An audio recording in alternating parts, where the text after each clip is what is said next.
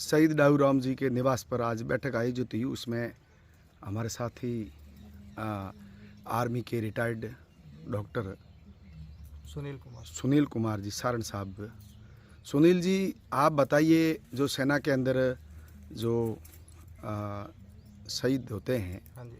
तो इन शहीदों को लेकर किस प्रकार की शहीद की एक सरणी है, जैसे कि जो शहीद के समय जो शहीद तो जैसे सैनिक होते हैं तो वो एक अलग चीज़ है, लेकिन उसके बाद में ऑन ड्यूटी पे शहीद हो जाते हैं। सही दुर्घटना हो, नेचुरल डेथ हो, किसी भी तरीके से वो घर के कार्य में शहीद नहीं होते हैं और ऑन ड्यूटी में है, चाहे कुछ भी वहाँ जो अगर डेथ हुई है वो भी ऑन ड्यूटी में हुई है। तो इन प्रकार की घटनाओं के ऊपर ये क्या होना चाहिए? शहीदों के जो परिवार होते हैं, उस परिवार को क्या उस प्रकार कैसी उनके साथ बीतती होगी? जिस परिवारों के अंदर जो शहीद हो जाते हैं तो पीछे परिवारों में क्या बीतती होगी, और किस प्रकार एक जवान बेटा तैयार होकर सेना में देश के लिए, देश की सेवा के लिए जाते हैं, फिर वो सेवा देते देते ही शहीद हो जाते हैं और फिर उस परिवार के साथ एक आपत का पहाड़ टूट पड़ता है और उस पहाड़ के साथ दुख, और पहाड़ दुख का तो बहुत बड़ा होता है दुख उस परिवार को।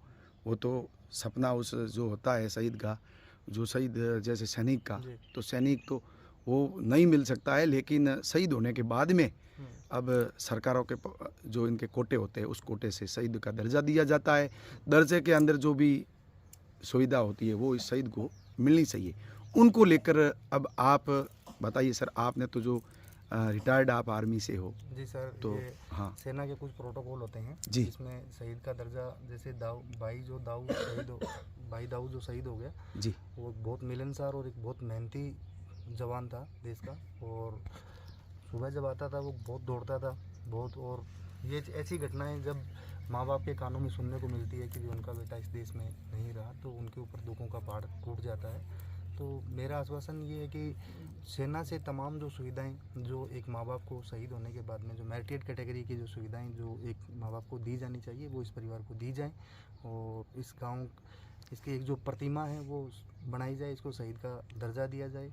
गांव के विकास के लिए जो पैसा राज्य सरकार द्वारा पारित होता है वो स्वीकृत किया जाए, ताकि गांव के अंदर कुछ ऐसी चीज़ें जो शहीद के नाम से, जैसे विद्यालय है, गांव के गौरव पथ है, या गांव का जो मेन चौक है उसके अंदर एक प्रतिमा लगाई जाए, जिससे समाज, गांव का और क्षेत्र का नाम सदा रोशन रहे।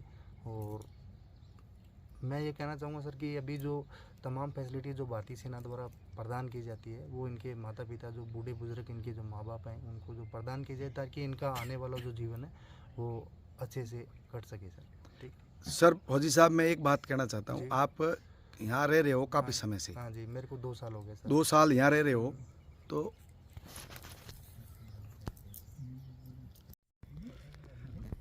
हाँ सर बताइए। हाँ तो जी, मैं सुनील कुमार, जो भाई दाऊ जो शहीद हुआ है, तो भारतीय सेना के कुछ प्रोटोकॉल होते हैं जिसके अंदर शहीद का दर्जा दिया जाता है। और भाई भी दाऊ जो था, जो एक बहुत ही होनहार और एक बहुत ही मेहनती जवान था, आप समाज का, परिवार का और गांव का भी।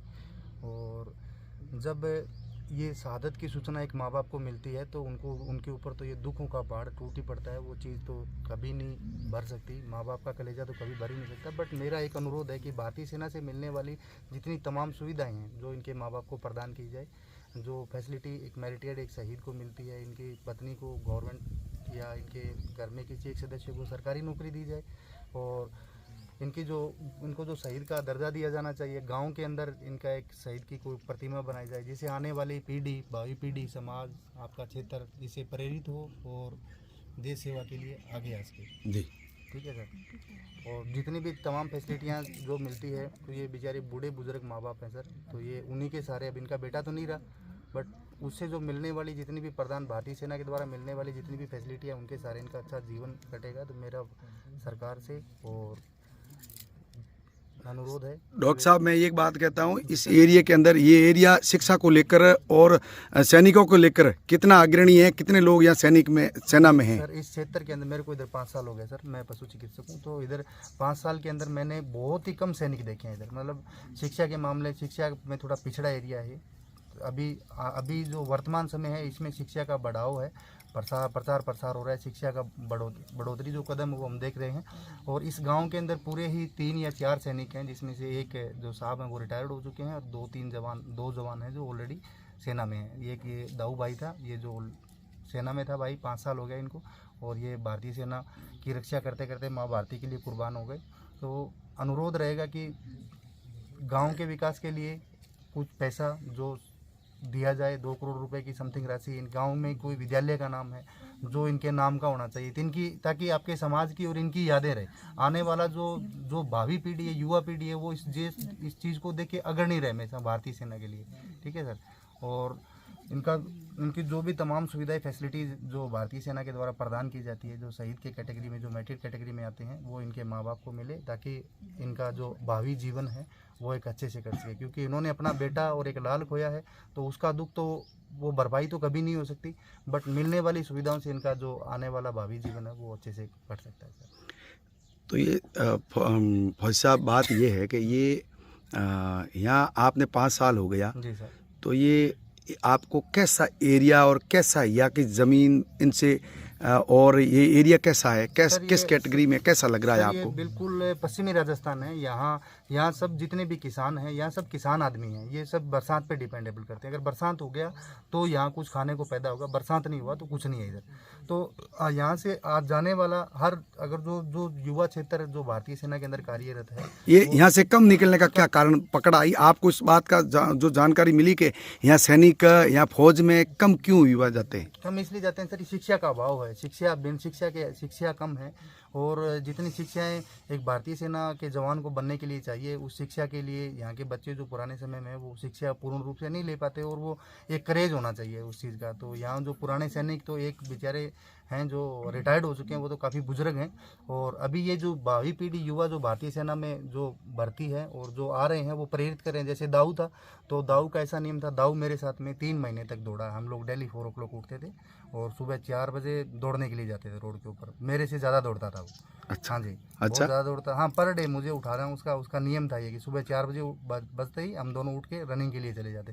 तो वो भारतीय सेना से आने के बाद में भी हमेशा दौड़ लगाता ही रहता था, गेम की प्रैक्टिस करता ही रहता था हमेशा। मिलनसार आदमी था। अच्छा। और सब बच्चे जितने भी इनके भतीजे हैं, गाँव के जो युवा हैं, उन सबको प्रेरित करता था कि भी तुम भी भारतीय सेना के अंदर आओ। तो मेरा अनुरोध है कि जो बेटा, तो वो कैटेगरी बेटे की तो भरपाई नहीं हो पाएगी, बट जितनी भी तमाम सुविधाएं भारतीय सेना के द्वारा, राज्य सरकार के द्वारा और भारत सरकार के द्वारा जो प्रदान की जाती है, वो सुविधाएं इनके माँ बाप को दी जाएं। और शहीद का जो दर्जा है, कुछ प्रोटोकॉल्स होते हैं भारतीय सेना के, जिसके अनुसार भाई जिस कैटेगरी के अंदर हुआ है, और जो सुविधाएं, जितनी पूर्ण सुविधाएं जो एक शहीद परिवार को मिलती है वो मिलनी चाहिए सर इनको, क्योंकि वो भाई ऑन ड्यूटी था। ठीक है सर। सर, ये बॉर्डर एरिया तो है, बॉर्डर एरिया में भी इनका ऐसा जज्बा होना चाहिए, जो जवान तो चला गया लेकिन जवान की प्रतिमा रहेगी, लोग इनसे प्रेरणा लेगा क्या? प्रेरणा लेंगे सर, जरूर, क्यों नहीं। जब एक शहीद प्रेरणा जब लेगा कि ये जो भारत सरकार इस पे अगर ध्यान दे और इसको संज्ञान में ले, और इसको संज्ञान में ले, ध्यान में दे, इनके प्रति कुछ एक देश सेवा का जज्बा अलग ही है। जब एक शहीद की प्रतिमा, जब जहाँ शहीद या शहादत का, ये जहाँ एक फौजी दिखता है, तो वहाँ देश सेवा की भावना है वो अपने आप उजागर हो जाती है जी। तो मैं अनुरोध है कि जो प्रतिमा लगाई जाएगी, उसे आने वाली भावी पीढ़ी, समाज, आपका क्षेत्र, वो गौरवान्वित होगा हमेशा, आने वाली सदियों तक नाम रहेगा इस चीज़ का। तो मेरा आश्वासन रहेगा कि जितनी भी तमाम सुविधाएं और जो प्रतिमा जो लगानी चाहिए, इनकी जो शहीद की प्रतिमा लगानी चाहिए, गांव में विद्यालय या गौरव पथ जो भी है, उनका नाम इनके नाम पे रहे, ताकि आपके समाज का और इस क्षेत्र का हमेशा नाम रहे सर। दोस्तों नमस्कार, मैं भिखाराम प्रजापत, मेरे नाम से यूट्यूब चैनल है। ज़्यादा से ज़्यादा इस वीडियो को शेयर करें, ज़्यादा से ज़्यादा सब्सक्राइब करें और ज़्यादा से ज़्यादा यहाँ इस वीडियो को फॉलो करें, ताकि जो फौजी साहब ने जो आवाज़ उठाई है कि भाई साहब का जो सपना था वो तो पूरा नहीं रहा, लेकिन अब सरकार इस पे संज्ञान ले, सरकार इस पे ध्यान दे और इनकी यादगार को प्रतिमा लगाकर लोगों में बरकरार इसके सामने वहाँ प्रतिमा जो यहाँ दनाऊ ग्राम पंचायत के अंदर मुख्य सड़क पे, मुख्य चौराहे पे हो, ताकि लोग इससे भी प्रेरणा लें। और एक एरिया हमारा एक पिछड़ा हुआ एरिया है, बॉर्डरी एरिया है, यहाँ बिल्कुल पाकिस्तान का बॉर्डर बिल्कुल नज़दीक है, 20 किलोमीटर ही आगे पाकिस्तान आ जाता है। तो इस बॉर्डरी एरिया को लेकर जो इस जवान ने इतनी बड़ी मेहनत करके, भाई साहब ने बताया कि ये बहुत बड़ा टैलेंट था और बहुत बड़ी मेहनती था, और हमेशा उन्होंने जो मेडल भी जीता है, और इतना बड़ा करने के बाद में भी वो शहीद वीर गति प्राप्त करते हुए शहीद हो गए। तो ये पहली शहादत है इस क्षेत्र में, ये दाऊ राम जी इस क्षेत्र का पहला शहीद है जी। हाँ जी, इस क्षेत्र के अंदर ही कोई शहीद, इस क्षेत्र के अंदर ये पहला जवान है जो वीरगति को प्राप्त हो गया। तो इस अनुरोध रहेगा कि इस चीज़ को, ये जो भाई जो शहीद हो गया है, इसका नाम हमेशा सदा रोशन रहे, इसका नाम सदियों सदियों तक चलता रहे। इसकी प्रतिमा को, इसके नाम को देख के आने वाली भावी पीढ़ी उजागर हो, जागर तो जो प्रतिमा लगाएं सर, और जो जितना फैसिलिटी जो प्रोवाइड की जाती है डिफेंस के द्वारा और गवर्नमेंट के द्वारा, वो इनके माता पिता को, इसमें डिफेंड को भी और सेना को भी प्रेरणा लायक हो जाएगा। जी सर। हाँ जी, ओके सर, धन्यवाद बहुत बहुत फौजी साहब आपको। आपने बहुत अच्छी महत्वपूर्ण बात रखी, इसके लिए बहुत बहुत धन्यवाद। Thank you.